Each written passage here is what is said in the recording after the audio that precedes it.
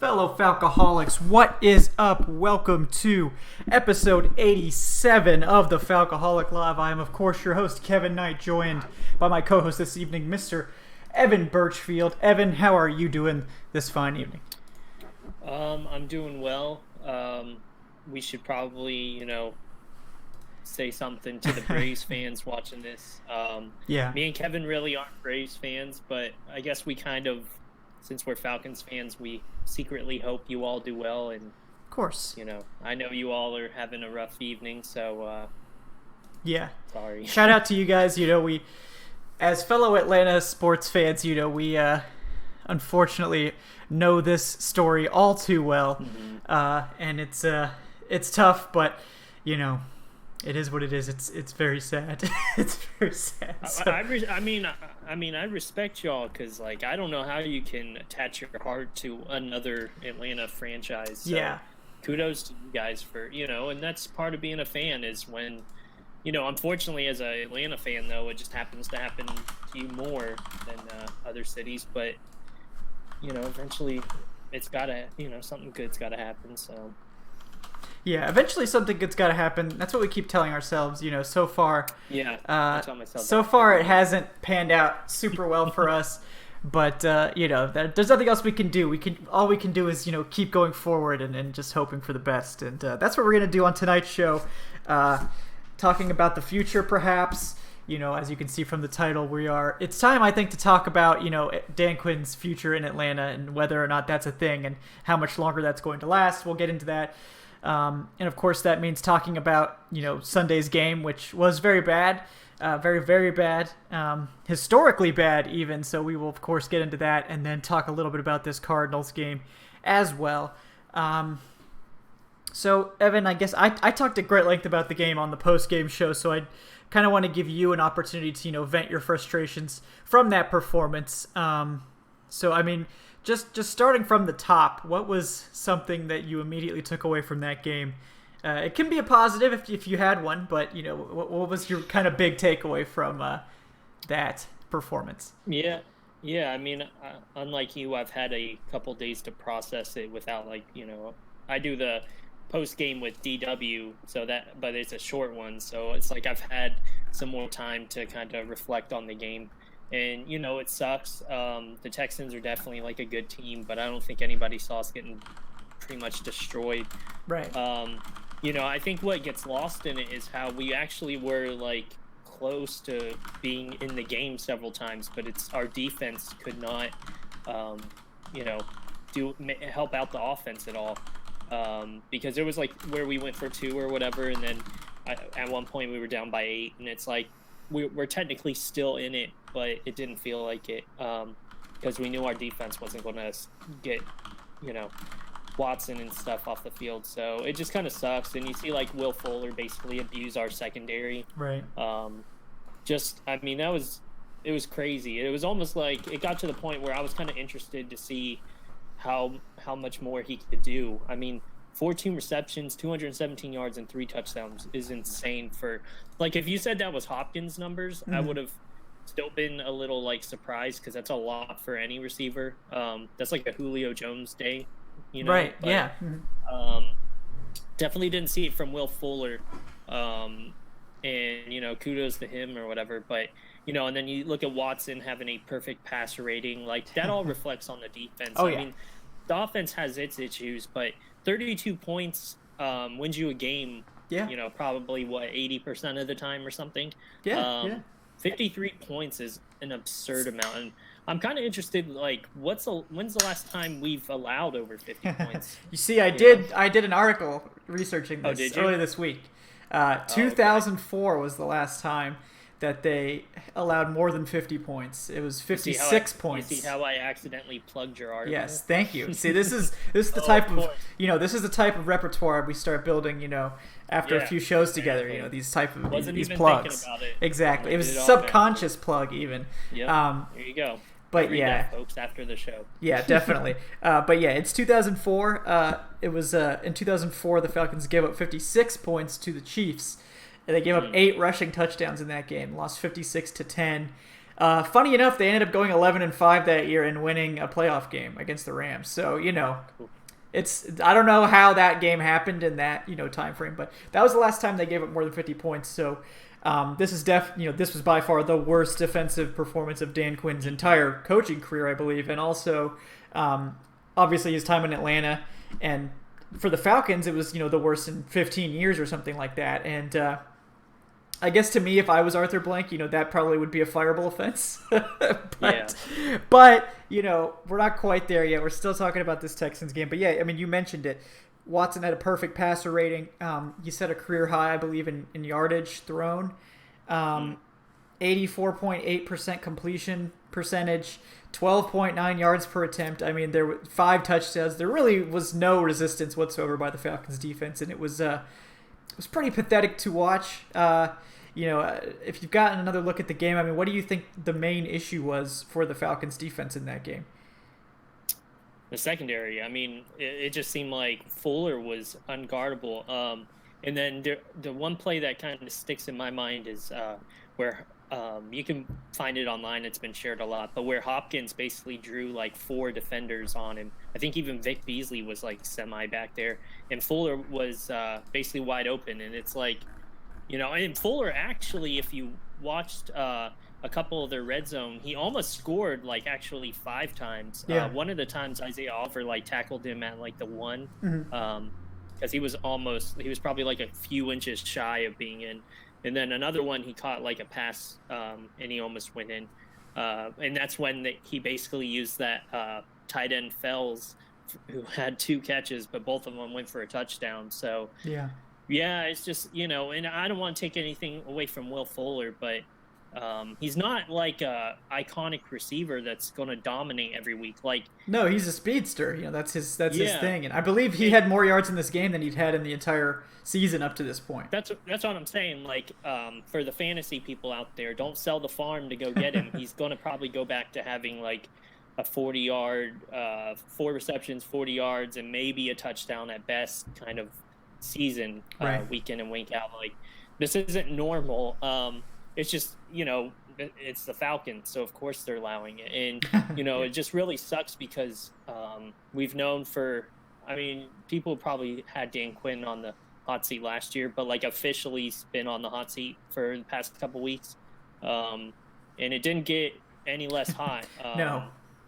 Because, we've mentioned it before. When he took that, he basically grabbed the flag and said, I'm back to running the defense.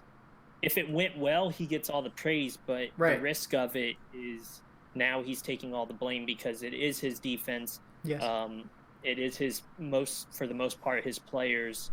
I mean, he's tried to patch it up with like the Kripken or whatever who went on IR and Cyprian, or Cyprian. That's okay. It's okay. It's just It just kind of sucks because I do like, and I know there's a lot of people who feel that way, but I do like Dan Quinn. Like, I don't hate him or anything. No. I want him to do well. But, I mean, I don't know at this point how you can feel confident going forward. I know we've got the Cardinals who, that's probably, like, maybe our easiest game, like, on the remaining schedule because, I mean, if you look at who else we still have to play, at least even going into the bye week with, like, the Seahawks and Rams, it's not going to get any easier. And if we lose to the Cardinals, I mean, good luck. We haven't even played the division games yet. It's just, I guess that's maybe what you could hope for is, like, if they turn it on in the second half and win all 6 of those division games, then, like, okay, maybe it's fine. Maybe you could sneak into the playoffs at 9-7 if you have a 6-0 divisional record, but I mean, I don't think it's reasonable to expect this team to win half their remaining games at this point. And I think that's I think that's what's the difference is. I know some like Miami Dolphin fans and stuff. I'm relating like a couple of my family members living in Florida, Dolphins fans, and as bad as they feel about their team, I feel worse because they know their team sucks. Like they make jokes about it because they don't have the talent. Yeah. The frustrating part is we are wasting talent. Like our roster on paper should be, not 1-4, but 4-1 or 3-2 or something. Like it's frustrating because it's a waste of talent, and that's that's like the worst thing you could actually have in the NFL is like the roster's built to win, and for some reason it's just not. And it's frustrating seeing the defense that for years we're always thinking our defense is going to play better, and what did they do? Nothing. Yeah. I don't think I've ever been as high on our defense as I was going into the season. Right. Just on preseason, certain people who we knew were starters, we didn't have the full, puzzle pieces together so we could see what it was. We'd see like flashes of like one of the starters, or, like Grady or whatever. Somebody would like stand out. I know like Davison's what I kept thinking of during the preseason because he was a free agent. Probably our biggest free agent, you could say. But, and now they're all together. Keanu Neal's obviously out. But it's like the defense still sucks. So it's like, what is even happening with this team? It's just a shame. And then the run game's just terrible. I don't know. Yeah, I mean, it's... we could have a whole other podcast about the offense. I mean, obviously they weren't the killer in this game. Yeah. They scored 32 points. Yeah. Oh, sorry. I just want to say, a lot of the stuff that gets lost in is when you're playing from behind, the defense is going to, relax a little. And it seemed like, we did score 32, but like the Ridley play was just, brilliance on his part. And it just makes it even look worse that why was he only targeted that one time against the Colts when he's shown, even against the Eagles, he should be a focal point in your offense. Julio Jones obviously should be getting his, but you didn't draft him in the first round to only have one target. Yeah. Look how he performed when he had 9 targets. Like, that's great. But, it's like Ito Smith and Devontae Freeman had 11 targets. Combined, they still had more than Julio. Julio had one more target than Ito Smith. Like, that's a problem. Big problem, yeah. Yeah, and then when you're playing from behind, it's going to be a little easier to score. And then it's like we went into halftime actually winning. Yes, we had a lead at halftime. That's the saddest part of this whole thing. I think it was like 17-16. It's like that was the saddest thing of all. Yeah, people were like, "Oh, it was all garbage time for the offense." It was like this was a one-score game until like the last 5 minutes or something like that. But then the Houston showed that they were just toying with us and like they could just score at will basically. So. I mean, last week, like, I feel like we went off on the offense because they scored 10 points and they just looked terrible altogether. I mean, we talked about... the defense is definitely the problem. The defense was definitely, like, they took a turn, we had seen the defense struggle over the past couple weeks. This is when the game where the wheels just totally fell off. And it's like, when you combine week 4's offensive performance against the Titans with week 5's defensive performance against the Texans, what that tells you is this team is the coaching is just so bad. Like, how did we get here? How did we sink this far? And it's puzzling to me because to talk about the defense here, like, we know what Quinn's philosophy is. Like, it's been the same philosophy since he's been in Seattle. We're going to get pressure with 4. We're going to play our, the cover 3 that he's supposed to run is the cover 3 they ran in Seattle where the corners press and it's cover 3, but the corners press at the line, the big physical corners, and then they run with their receivers. It's all about disruption and then having, your safety on the back and that sort of thing. And we've lost it. Like, it's gone. We don't see that defense anymore. Like, I think the predominant number of rushers in this game was 3. Like, we were down to rushing 3 and dropping 8 in coverage, and that's not a recipe for success against good quarterbacks. Like, the good quarterbacks of the NFL will destroy any defense. Doesn't matter if you got 12 guys back in coverage, which is not possible. But say you could get 12 guys in coverage, if you have no pass rush and a million guys in coverage, the opposing offense is going to complete a pass at some point to somebody, and it's going to make you look dumb. And to me, I don't know how you could look at, from a game planning standpoint, look at this Houston Texans offense and say, we need to only rush 3. That's the secret here. We need to drop into coverage and not pressure Deshaun Watson. The biggest Achilles heel of that entire offense is that offensive line, and you don't create a game plan designed to create pressure. The Falcons had 2 hurries the whole game, no sacks. the Texans were giving up 5 sacks a game almost. Yeah. And I don't know how you get to this game plan where the primary strategy is to rush 3 and drop 8. I don't understand the logic behind that, much less, the big bucks coaching decision to go that route. Like, to me, it's like every instinct Quinn has had to fix this defense, to adjust and all this has been wrong. Like, he's had the wrong instinct. Like, we saw in week 2 an aggressive game plan against the Eagles. They played a lot more man and press. They added in a lot of blitzes. They were very aggressive. They got in Carson Wentz's face. And to be fair, I mean, the Eagles were down some receivers, and the corners definitely had an easier time with those matchups. But the aggression was there. The whole defense just looked like angry, and they were playing with passion. And I think this defense thrives when you play an aggressive style. And the aggression since week 2 has disappeared. I mean, against the Colts, we saw basically very little blitzing and a lot of soft zone. Against the Titans, it got worse. Like, we saw even less pressure and more coverage. And then against the Texans, it's like reached a fever pitch where we're rushing 3 now and dropping more into coverage than ever. And it's like, I don't understand how you can see the one good defensive game we've had all year was the Eagles game where we were aggressive, and you say, no, let's not do that. Instead, let's get more conservative. Let's get more, play more soft zone. Let's more coverage, because the secondary is our big trouble spot. So, I mean, if you were a defensive coordinator, Evan, like, how would you hide a secondary that's struggling? What would you go to in that scenario? I would definitely not be just rushing 3. It's, okay. I mean, everything you were saying was correct. You've got to realize, like, and it seems like it's getting lost in it. Isaiah Oliver did have a lot thrown on him, like, considering the experience level wasn't totally there, and he did look completely destroyed in this last game. Yeah. He's gonna have to learn.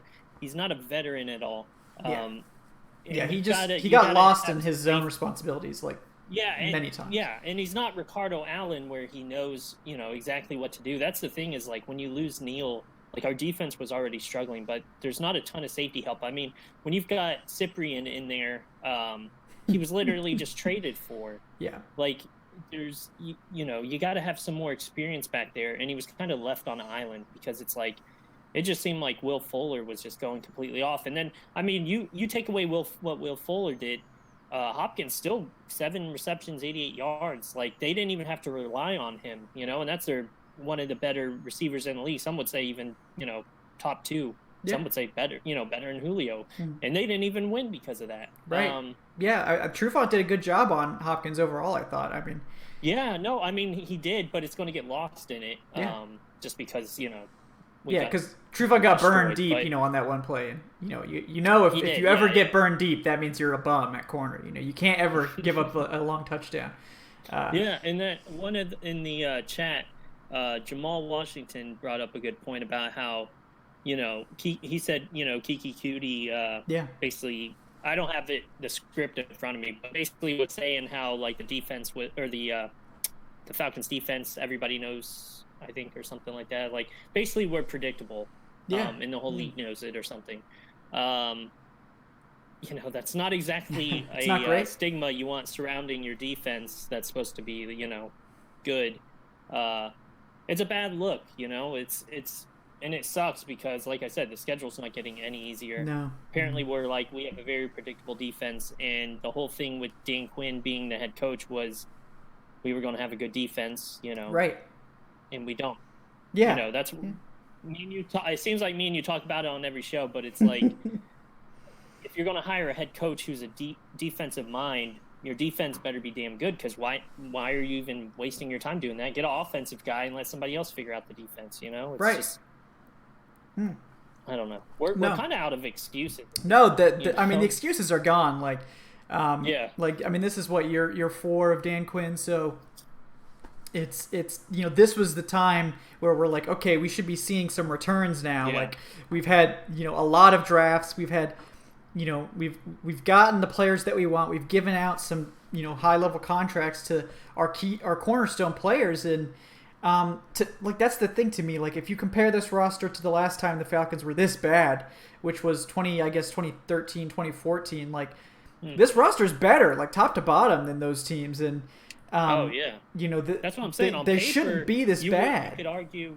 yeah, on paper you could argue this is one of the most talented teams we've had in a decade. It's like the team's talented on paper, but for some reason suck on the field.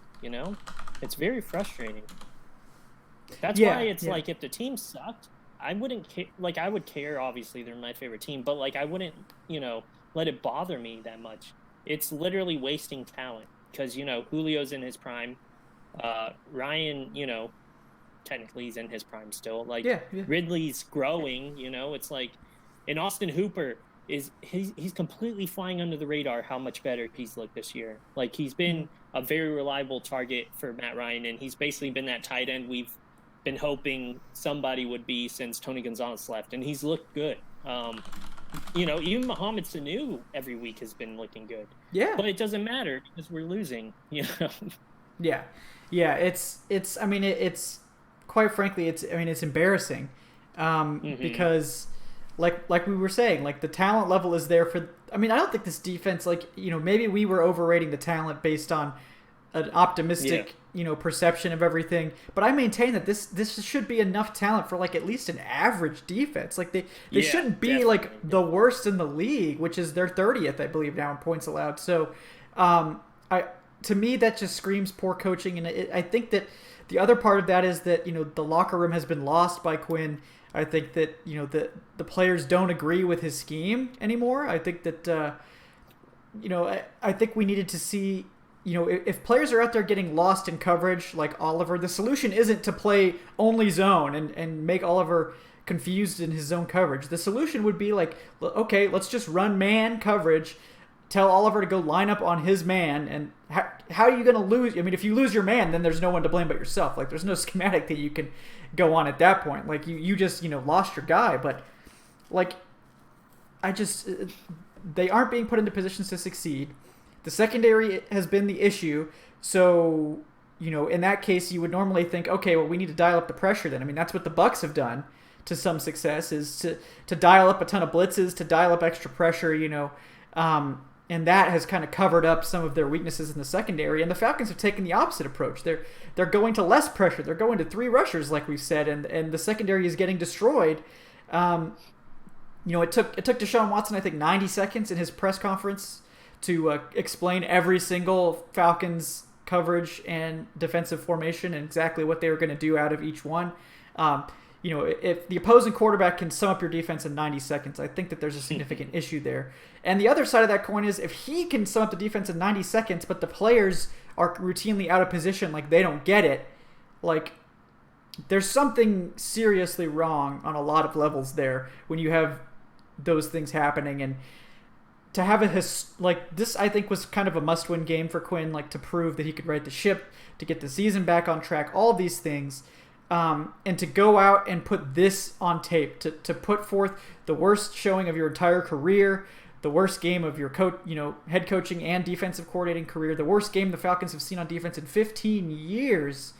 I mean, to me, if I was Arthur Blank, I'm sorry, like, you got to go. Like, that's what you're going to show me when, like, we're like, okay, show me you can turn this around. And you put that on film, like, get out. Like, get out. You know what I'm saying? Like, you clearly don't have any idea how to fix this. Like, you have no more answers. It's getting worse. Like, and I understand Blank is a very patient owner, and patience is honestly a virtue for owners. Like, we don't want to end up like the Browns where they have a new coach every season. But there's also a time when you just have to move on, and I think that time is coming. It probably should have been this week, in my opinion, but the time is coming soon, very soon, for Dan Quinn. Particularly if we see another game like this. He will not survive another performance like this, I don't think.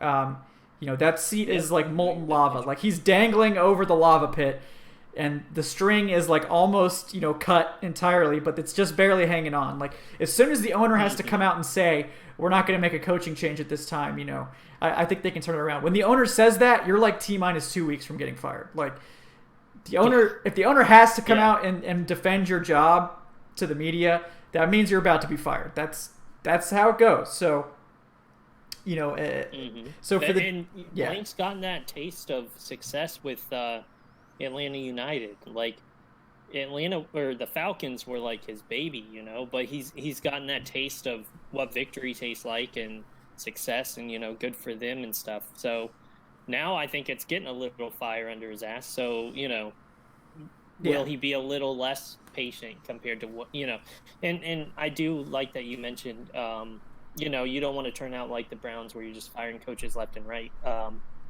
But you know, if the loss was a little closer, you know, or felt a little closer, like I think the problem with this is if you're 1-4 but you're losing close games, that's different.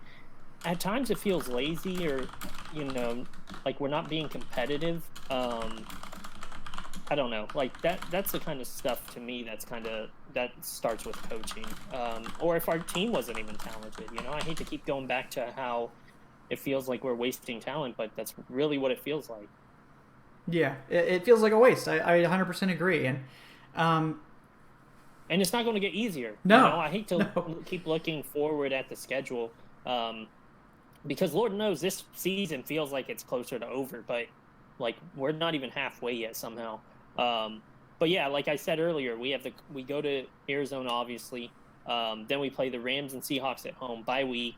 And then this is our schedule coming off of a bye week. So if there's a change, you know, a lot of people have said maybe it would come, you know, during that bye week, but it's going to be rough because this is what we have to look forward to: at New Orleans, at Carolina, home to Tampa, and then the Thanksgiving Day game against the Saints in Atlanta, home against Carolina, at the 49ers, which all of a sudden is a difficult game. Yep. Home against the Jacksonville Jaguars. Minshew is like all of a sudden made them relevant. And then at Tampa Bay. So like of all those games, I mean that's a tough remaining schedule, considering they're all divisional games except for what, 1, 2. Yeah. That's tough. Mm-hmm. Yeah, it's honestly. And plus, if you fire Quinn, if you bring in an interim, let's say I don't know if it'll be Dirk or you know, whoever else they throw in there to be like the interim head coach. That's going into the fire right there. Like that's a tough schedule to start off, you know, or to finish off this season. Yeah, it's not getting any easier. It's not, and there's no gimme games on the schedule. I mean, I think a lot of the easy games you've already gone over. I mean, that Titans game, the Colts game, those were some of your easiest games. You know, this Cardinals game, probably one of the easier games left. And I don't think this team has. I mean, they fell into double-digit holes against all of the easiest teams they've faced. They've fallen into double-digit deficits the past 3 weeks. Like, I just don't really see, you know, unless the team shows us something different, I don't necessarily see any way for them to dig out with the way the schedule's going. I mean, I guess there's a chance that Quinn, you know, sees the light and starts playing more aggressively. I think that will help the defense a lot. They switch to some man and just start trying to cause as much pressure as they can. That might, you know, like the thing to me is, and I don't claim to be a defensive coach, like I've never actually coached defense, but to me, like I don't understand any defensive scheme where you're not contesting throws, where you're giving the quarterback free dump offs, where you're not trying to get pressure. Like, I just don't understand the mindset behind that scheme. Like, unless you have an elite secondary that you know is going to prey on the quarterback's missteps, you know, these guys that have great instincts that can jump routes and things like that in zone. The Falcons don't have that, clearly. I mean, like, they're struggling in zone. And, you know, at that point, it's like, all right, play man, do your best to try to contest throws, and we're just going to try to get as much pressure as we can, and hopefully that'll create some turnovers, and maybe that would be enough for this offense to do something. But, I mean, it's like they're playing this scared style of defense, thinking that if we play 5 to 8 yards off and don't allow the big play and all this, that, oh, that'll be good enough, you know, for our offense to win the game. And it's not working. It hasn't worked in 3 weeks, and it seems like instead of adjusting back towards, you know, more of an aggressive scheme, they've continued to get more and more conservative. And I just think that, to me, just screams that this team is like scared of losing. Like, Quinn is scared of losing. He doesn't want the defense to be bad. You know, he's afraid to risk things, because in an aggressive scheme you take bigger risks. That's the whole point of the scheme. There's also bigger rewards potentially, but I just don't think this team was ever designed to play 8 guys in coverage. I just don't think that was ever how this defense was designed to work. This was always meant to be get pressure with 4 and you know, play tight coverage, and we haven't seen that since week 2. And it's infuriating to me personally, but we shouldn't let the offense off the hook because, like you said earlier, despite the fact that they did score 32 points, this is still a scheme that is not good. They scored 32 points in spite of the scheme, in my opinion, not because of it. It feels like they're not scoring because of Dirk. They're scoring because of how talented they are. Yeah. If that makes sense. Exactly. Like, in Cutter's scheme this year, basically, it's like line up and beat your man. And the Falcons are so talented that they can do that. Like, that's going to work out for them sometimes. Particularly if Matt Ryan could be protected well, this is a scheme that can work. Like, if you can get your guys running downfield and, doing Cutter's whole four verts thing, you have to have great protection for that to work. But if you do, it can work when you have the talent the Falcons have. But we've seen, they're down to their third string right guard. The protection is not holding up. And so now this offense is like 11 targets to the running back on hot routes, because the offensive line can't hold up. And there's no play action. There's very little pre-snap motion anymore. We're running goddamn Wildcat on 2nd and 16. Like, what? That was the saddest offensive play call I think I've seen in some time. Like, what was the best case scenario? What was the best case scenario for that play? I'm just looking at the stats, and it's weird thinking, like, okay, like, without looking, who do you think has more receptions right now? Calvin Ridley or Devontae Freeman? Freeman. Yeah, 22 to 21. Yeah. And then he's got 4 less than Julio Jones. That's insane. Like, to me, that's just the offense being completely, Mohamed Sanu's got more receptions than Julio Jones. Like, I'm not saying you got to feed Julio Jones, but he should be, a big focus of the offense. And I know he's had some good games and stuff, but it's like at times he just seems like he disappears. And I'm not saying that's his fault, but it's like he's not, I don't know. It's a different feeling than when, Kyle Shanahan was doing it. And it seemed like he was, scripting to get these, key players the ball. But like when that didn't work, the other guys were getting it. Where this just seems like they're going out and just throwing it around or something. I don't know. Yeah, it's weird. It is weird. And take a quick interlude here to say, if you don't mind throwing the show a like, if you guys are enjoying this commentary, we do appreciate that. It helps the video gain some more traction on YouTube. And then if you're not already subscribed to the channel, please do that as well. That helps us out. I do want to give you guys a shout out for getting the show over 1,000 subscribers now on YouTube. We're up to 1,030 now, I believe. That's over 500 we've gained since the draft. So that's just awesome. Thank you guys so much for supporting the show, and we do appreciate that. So shout out to you guys. But on the topic of the offense, like you said, it's a strange situation to be in where you have this much talent and you're struggling to score. Like, that should never happen. And I don't know where you stood necessarily on bringing Cutter back. I think most of the staff was kind of lukewarm on it. But like, I think there was optimism. Like, this could work. We Cutter had his best years with Ryan. 2012 comes to mind. But to me, it was when we were discussing whether or not Sark should be fired and all this, it was, we can get rid of Sark if we're going to bring in someone who's like an upgrade. Like, I wanted Gary Kubiak. I think a lot of people did as well. And I was like, well, if we can get Gary Kubiak, then yeah, I'm fine with firing Sark. But, we have to keep in mind, like, Sark wasn't bad. Like, he helmed, 2 top 10 offenses in his tenure here. Obviously, he had his, issues, particularly his red zone play calling, which did improve somewhat in 2018. But, he was far from perfect. He wasn't Shanahan, but he was, solid, especially in 2018. And, to get rid of him, to go for a retread like Cutter, now all of a sudden just screams to me that this team, like, doesn't know what they're doing. Like, at the time I wasn't as put off by it because I think Cutter said all the right things. He was like, oh yeah, no, we're not going to change much. We're going to come in. We're going to take the best parts of Shanahan's and Sarkisian and, my offense from 2012. We're going to combine them. It's going to be a good scheme. We're going to get all these aspects involved. It's going to be great. And what we've seen now is that was just basically a lie. Like, there's no Shanahan, there's no fingerprints from Shanahan left. Like, the play action has disappeared since week 2.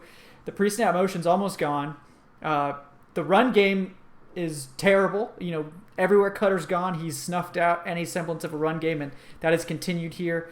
And part of that, has to do with the fact that the Falcons have had to be so pass heavy due to game script. I mean, they've been in double-digit holes each of the last 3 weeks, so that's part of it. But Cutter does not run a modern offense, and I think the personnel the Falcons have screams modern offense. And the fact that they went after an old-school coach with this talent that was built for a Shanahan West Coast modern style just screams to me that, like, if Quinn was the one that wanted this to happen, that he made a huge mistake. And if Dimitroff was the one that wanted this to happen, then he also made a huge mistake. Like, neither one of them know what the hell they're doing. So I don't know which is worse. Yeah, I mean, Dimitroff was familiar with him. I mean, Dan Quinn obviously coached against Dirk Cutter, but I'd say, Dimitroff knew him a lot better. And, we obviously can only speculate because we don't know behind the scenes stuff. But, maybe, Dan Quinn obviously knew this was going to be a big year for him. It's just weird to tie your hopes and dreams to Dirk Cutter. Like, that's who you pretty much knew. Like, you needed saving, and that's who you went to. I don't know. That's weird to me. Yeah, it's weird. And I did think that Cutter seemed like maybe he heard some of the criticism. He did seem to use the receivers more in this game, the 3 receivers. We saw a lot of 11. They did run some more out of 11. Obviously, the game script didn't help that. They weren't necessarily overly successful running out of any formation, but there were a couple of signs that maybe he was getting it. But, to me, when you didn't have to do much with this offense. Like, we've seen, Ryan knows Shanahan's offense. They have literally an entire season of film on this offense. You're telling me no one made a copy of that playbook before Shanahan left? Like, no one just kind of quietly kept it. Like, you didn't have to reinvent the wheel. You just take 20, 30 of his plays, add them to your playbook, and mix them in. Like, his route combinations were brilliant. Like, I don't know. Like, if I've never coached offense. If I want to coach offense, I'm going to go watch 2016, look at exactly what he did, and do the same damn thing. And I guarantee you that's going to work out just fine for me with my youth football team or whatever the hell I'm coaching.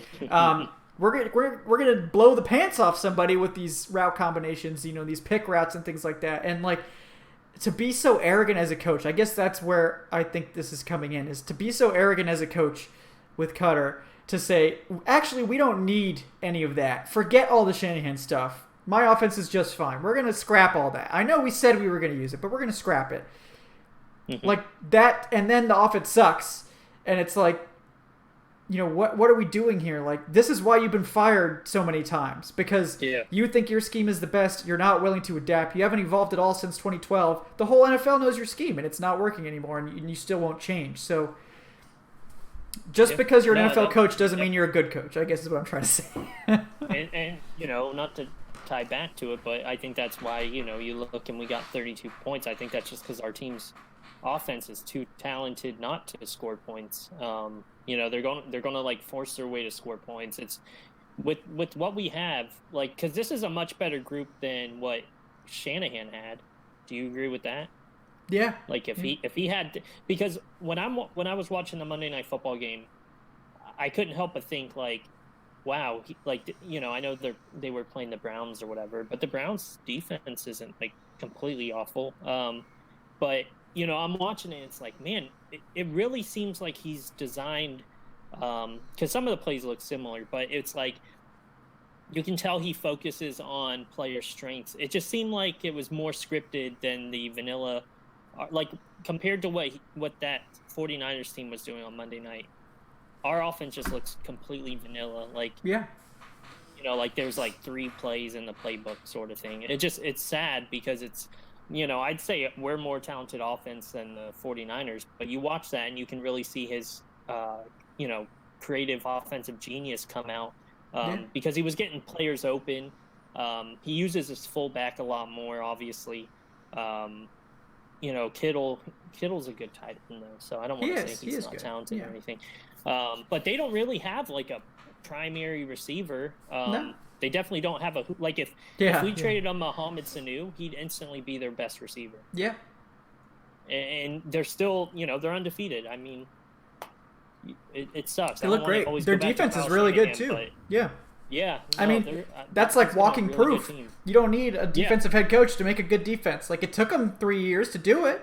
It took a lot of investment by the front office, but That's because they the made it defense happen. is more talented, but Yeah. he's such an offensive mind that he's able to make that offense work. Like, Yeah. is Jimmy Garoppolo the best quarterback ever?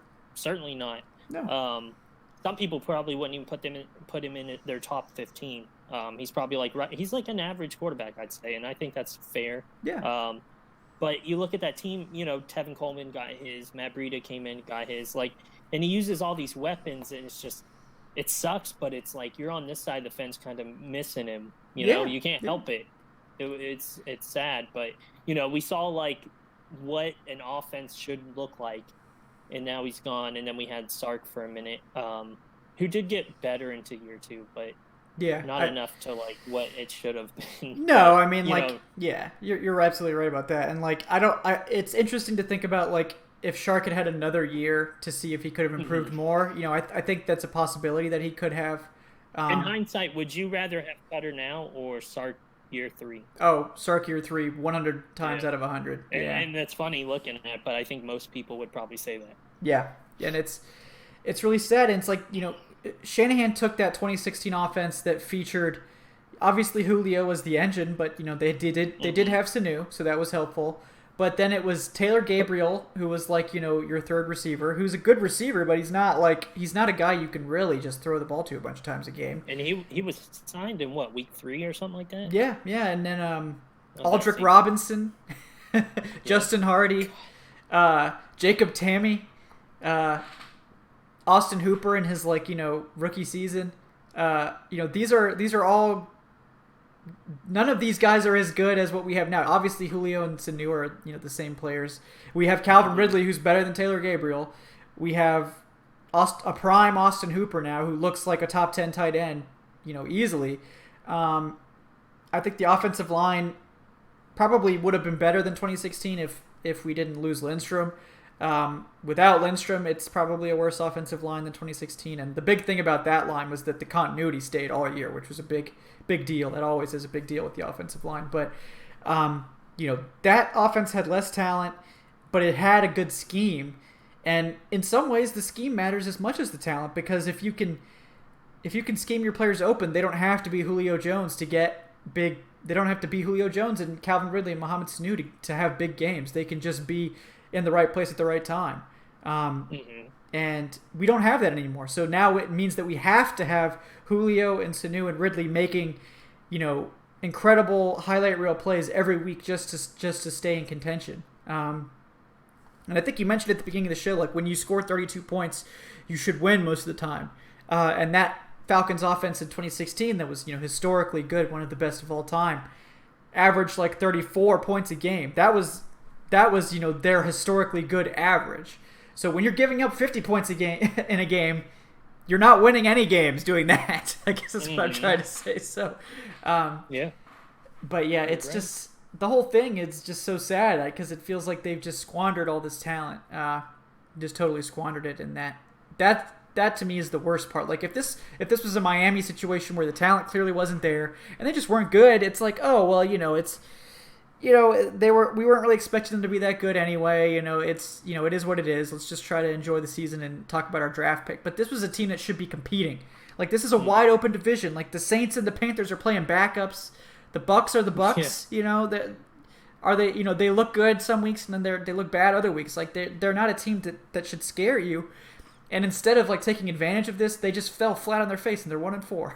1-4 after 5 weeks. I don't think anyone could have predicted such a catastrophic start to the season. I mean, it's almost comical. It's sad. Yeah, no, you're right. It certainly is sad. Yeah, I don't think anybody will disagree with that. Yeah, but it's just our expectations were high, and I mean nobody really saw 1-4 probably. No, even the most, negative among us probably were not thinking 1-4, maybe 2 and 3. Yeah. And that honestly, I would have bought that, but yeah, I mean, 1-4. I think that's also what's getting lost is the 1-4. We're almost 0-5. we had to go for it on a 4th down that we scored, against with the Julio Jones play. And then if Nelson Aguilar didn't drop that wide open catch, like, we're basically 0-5. Yeah, yeah. And the thing about the Eagles game is, like, they did outplay the Eagles basically that entire game. So it's like, yes, they were one play away, like one drop pass from like potentially losing that game, but like I don't feel that as bad about that game because it's like they looked like the better team. There were some dumb picks and stuff like that that made it closer than it should have been. So like I feel like that was a legitimate win, and all that. But like other than that game, I mean, they've been toothless in every single game. I mean, I guess the Colts game, they looked like they could have come back, but the defense couldn't stop anyone. The offense looked really good in that second half. But since then, it's been like both sides of the ball have just gone into the tank. And it's, win just one for Young, man. Let's go. That's true. It's sad. It's sad. We're not even halfway thinking like that. It's about as soon as we hit, Devin Seege, when we hit 7 losses, that's when the draft takes start. So, so 3 weeks from now, hit me up. Yeah, before the bye week. Before the bye week, we're gonna be talking draft takes. So, oof.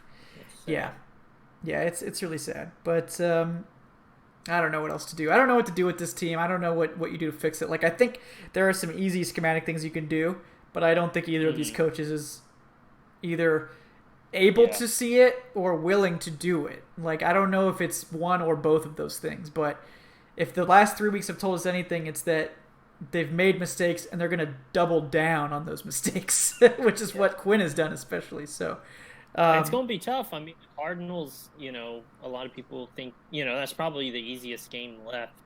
But they're still a good team. Like, Larry Fitzgerald's probably going to go for 200 now. Yeah. The ghost of Larry Fitzgerald. Yeah. And then I had it pulled up here. So, like, the injury report today, and then it disappeared on Twitter. Okay. So, anyways,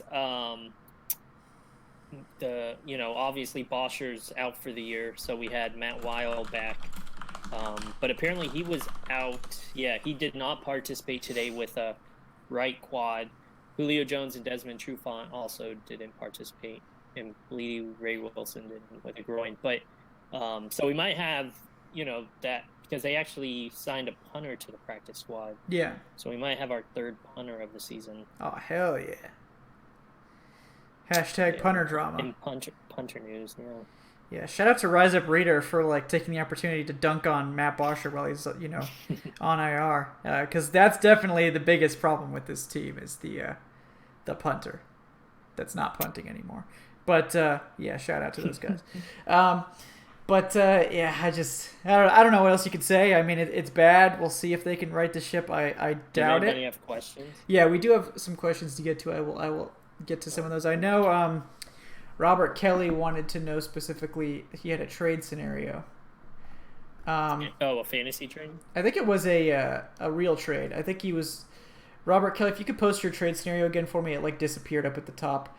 I know it was to do with trading Mohamed Sanu for Trent Williams, possibly some other picks involved. But yeah, I mean, like, I don't think the team's going to add another offensive tackle. Like, I just don't think offensive tackle is the problem. Like, Caleb McGarry hasn't been, like, amazing. But, like, he got victimized by J.J. Watt. Okay. So what? Like, it's J.J. Watt, for God's sake. Like, he's a rookie right tackle going against J.J. Watt. Like, I don't know what you expect from that. And then, like,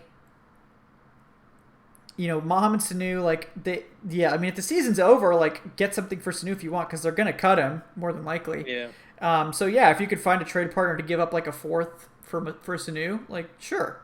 I'm open to that. If you can offload Vic Beasley, yeah, let's do it. Yeah.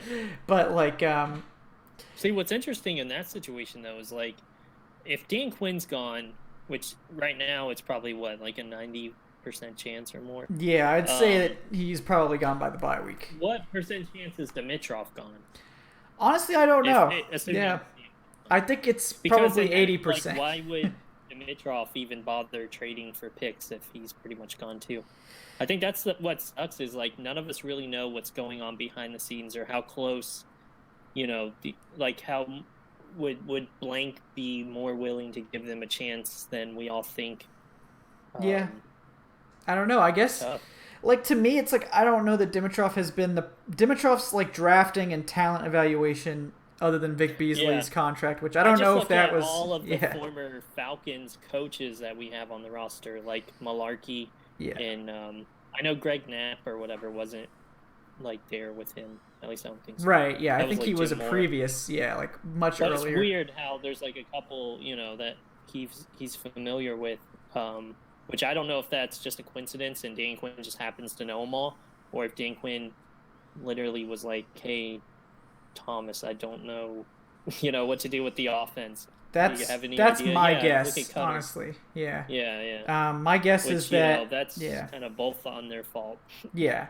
Like, I honestly don't know what happens with Dimitrov. I mean, I would say he's more likely to be fired than not, just because, you've now had 2 head coaches that you brought in. Both have not worked out. And eventually that just catches up with you as a GM. I don't think his drafting has been an issue. I think his talent evaluation and overall his contracts, I think, in salary cap management have been fine. I mean, the Vic Beasley thing, we'll never know if that's Dimitrov or Quinn that was really pining hard for Beasley. It seemed like it was a joint thing.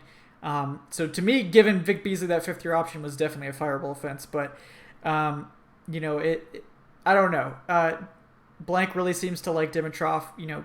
Having some kind of continuity, maybe that's better than just totally cleaning house. But maybe it's better to get a fresh start.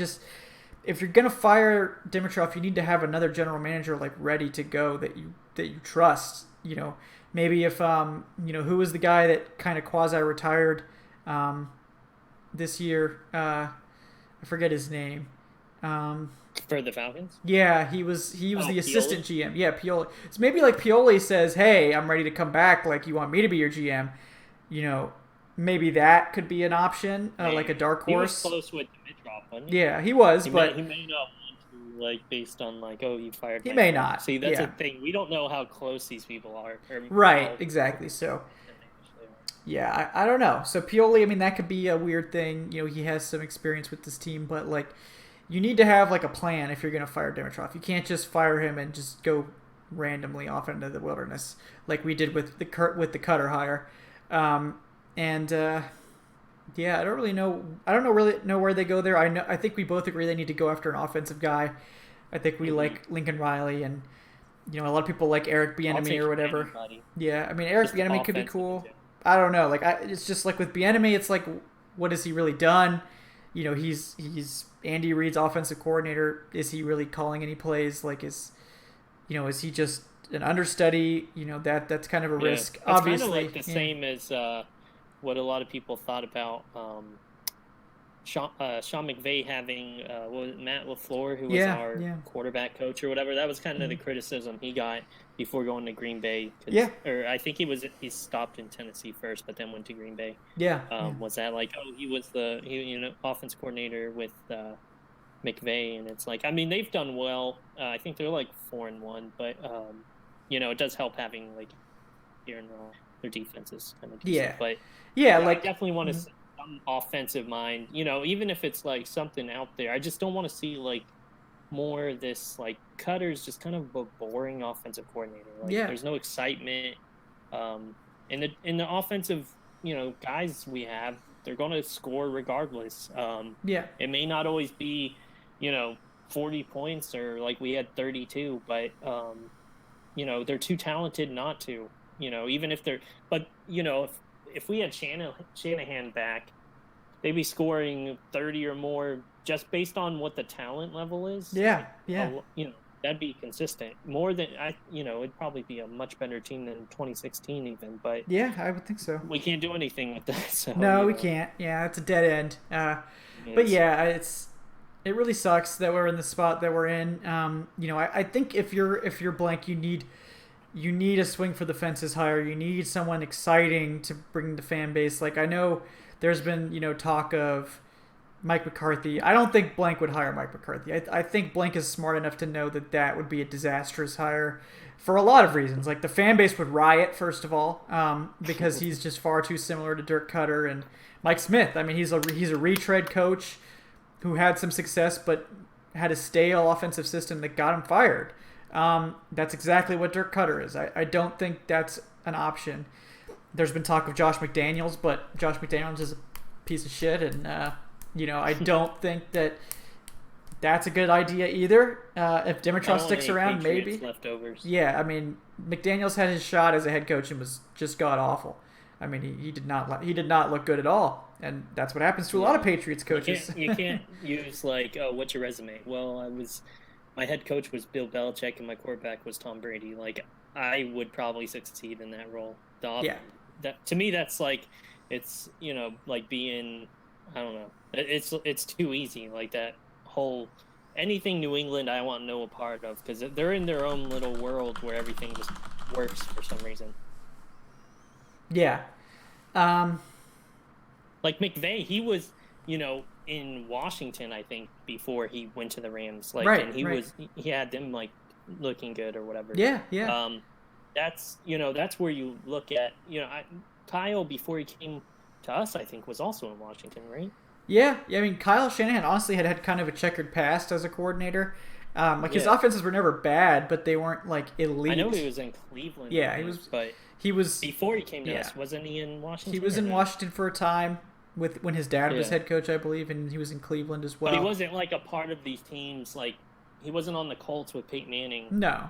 Like, you got to be able to make offenses, and that's what you're seeing in San Francisco. It's like they don't have the most talented offense in the world, but their offense is working because he's an offensive mind, not just he had Tom Brady and whatever else. I know McDaniels was in New England before, but like he's always had Tom Brady. Yeah. So to me, it's like swing for the fences with someone like Lincoln Riley, like back up the Brinks truck, give him control of the roster if that's what he wants, and hopefully Riley is a smart enough guy to get a veteran NFL defensive coach as his DC. That's what we saw Matt LaFleur do in Green Bay, and it worked out great. Like, he went and got a very veteran coach in Mike Pettin, someone who I think has had a checkered past as a head coach, but his defenses have always been pretty good. And he's come in and turned that defense around pretty quickly. And then LaFleur has that experience to lean on, and but they need to go offense. Like, no more of this defensive head coach crap. Like, it just doesn't work. Like, it's not a recipe for success. And to be honest, I mean, the hit rate on defensive head coaches is low. It just they don't pan out all that much compared to offensive head coaches. And I think at this point, we have to start giving Matt Ryan some continuity, like a little bit at least. Like, so if you hire an offensive head coach and it goes well, that guy's not getting pirated by whoever wants him, like what happened with Shanahan.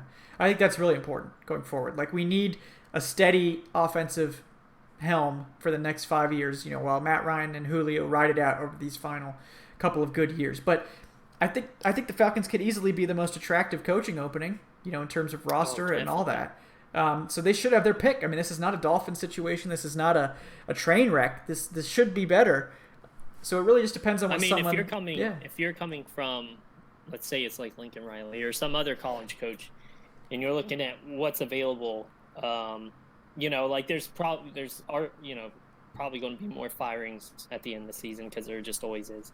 But if we're predicting what would be the other open jobs, obviously Washington. But I mean, if you're looking at Atlanta or Washington, you're probably going to go Atlanta, just based on that they have a young quarterback.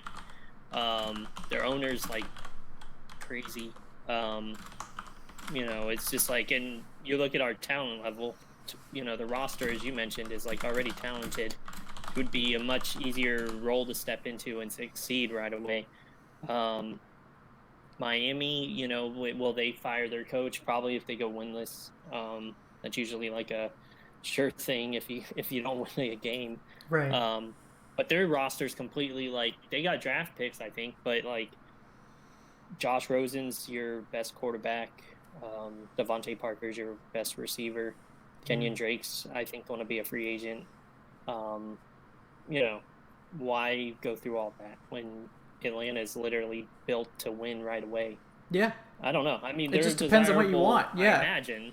But... Yeah, like if you want to start from scratch with a fresh roster and really build your team, the Falcons are not a good fit for you, because they have a lot of players in place. Their core is already set. But if you want to come in and compete, and you think and you like the look of this offensive talent, which any offensive coordinator should look at this offensive talent and be like, yeah, I want to get in on that.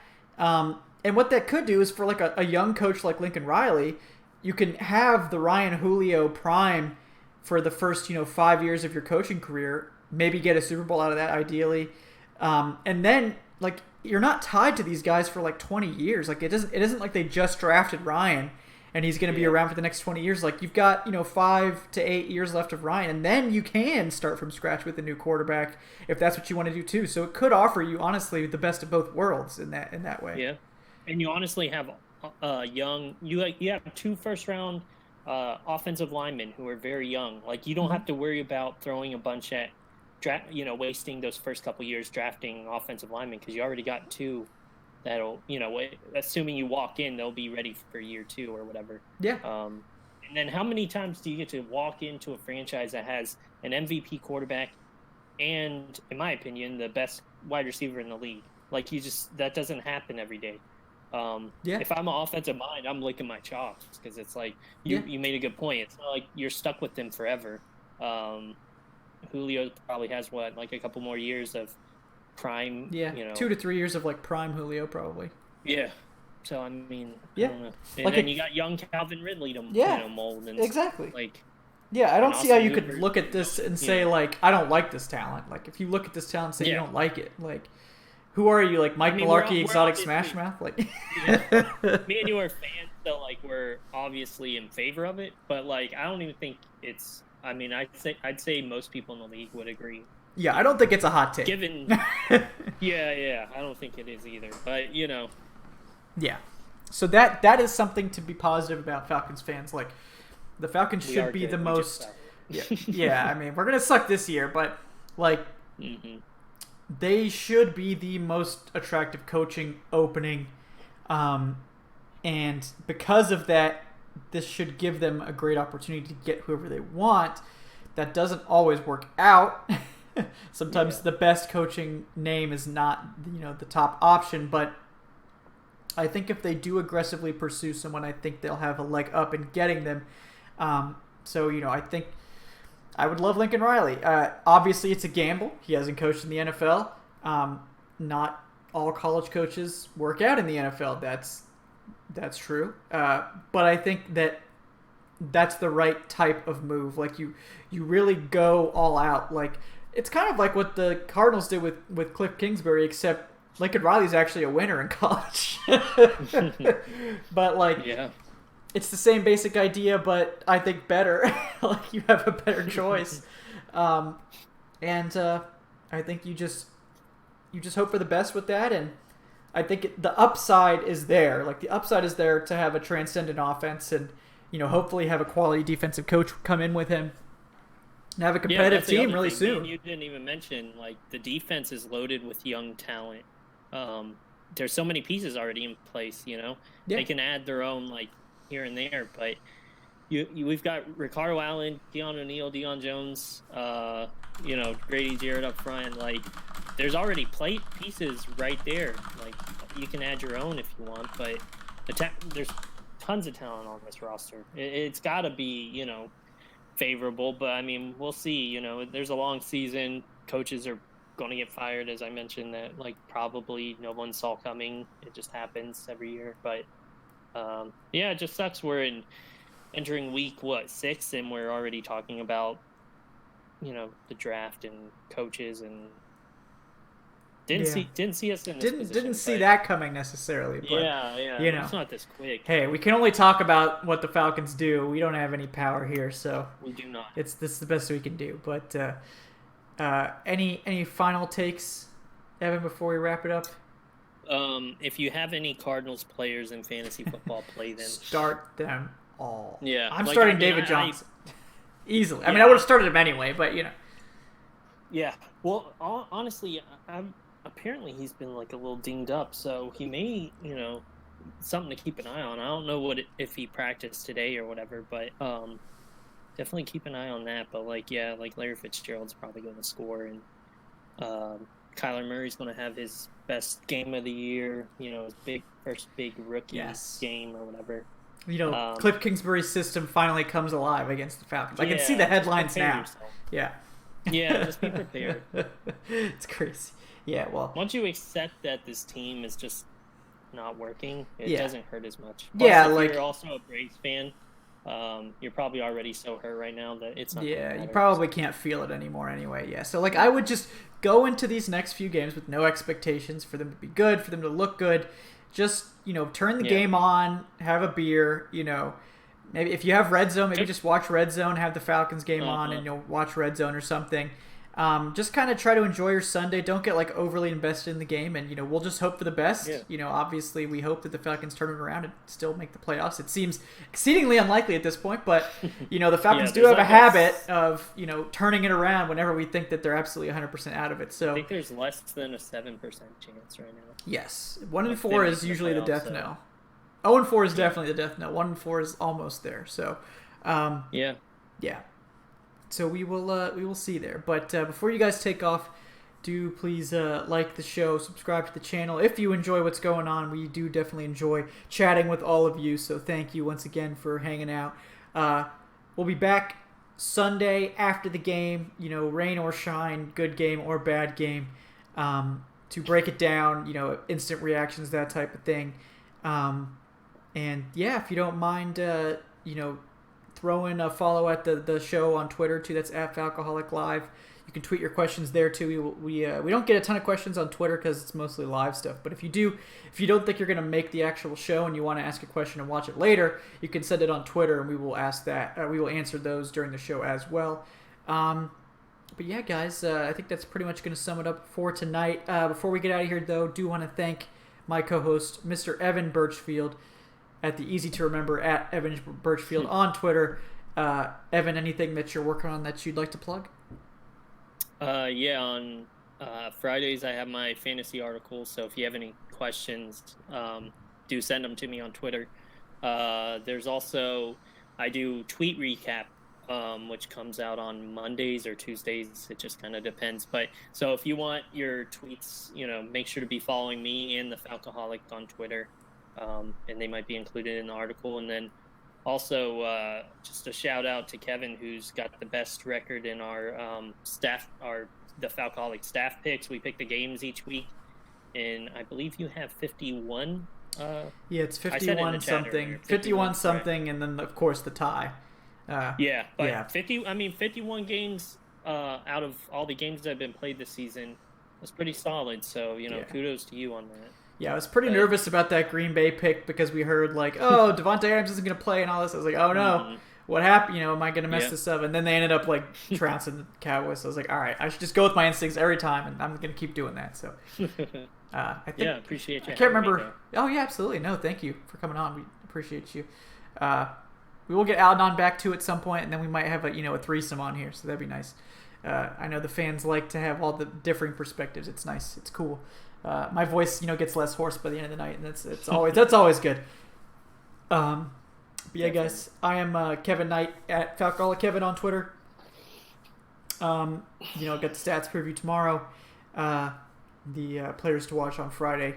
Something else coming on Saturday for sure.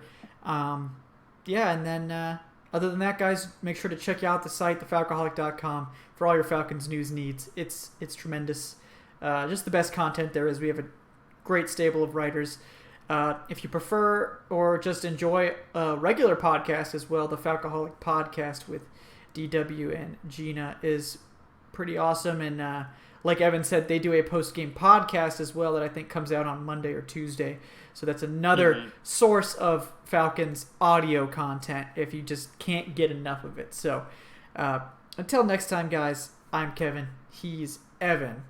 So far, I'm 5 for 5 on that. It's gonna happen one of these days. But until Sunday, guys, enjoy the rest of your week. We will see you after the game. We'll just hope for the best there. Have a great night, folks.